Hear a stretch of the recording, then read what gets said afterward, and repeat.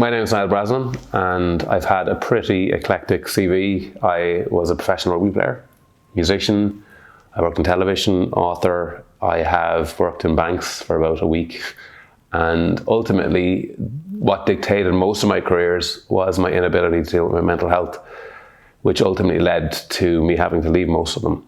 And I ended up going back to academia, not just to understand my own mental health, but to try and understand collective and societal mental health and how it functions in our culture.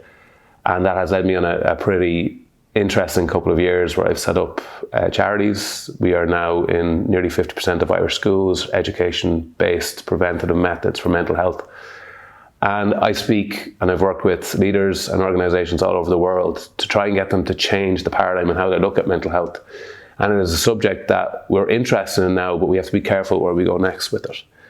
And in my case, I'm very focused on the culture and what surrounds the individual rather than just the individual themselves. And I think the mental health system focuses too much on the individual and not enough on how that individual is influenced.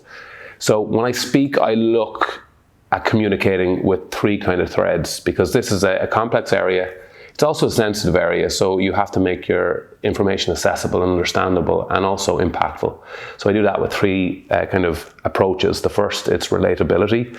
And what relatability does, it makes the person and the audience go, that's me, or that's my loved one. And that connects them differently. The second is vulnerability. And when you speak with vulnerability, you move people from the head into the heart. You get them out of that cerebral headspace and you get them into the feeling space, and that's where change happens. It doesn't happen up here, it happens in there. And the third is functionality. You need to give some people something to leave with, something that they can put in their pockets and apply to their everyday lives.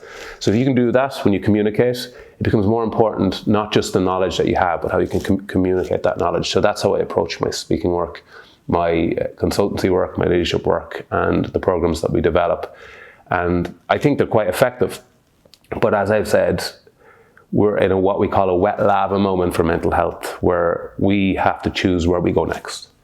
And whether you're an organization, whether you're a leader, whether you're a politician, whatever it is you do, we have to be wise. And I hopefully can help people choose that direction.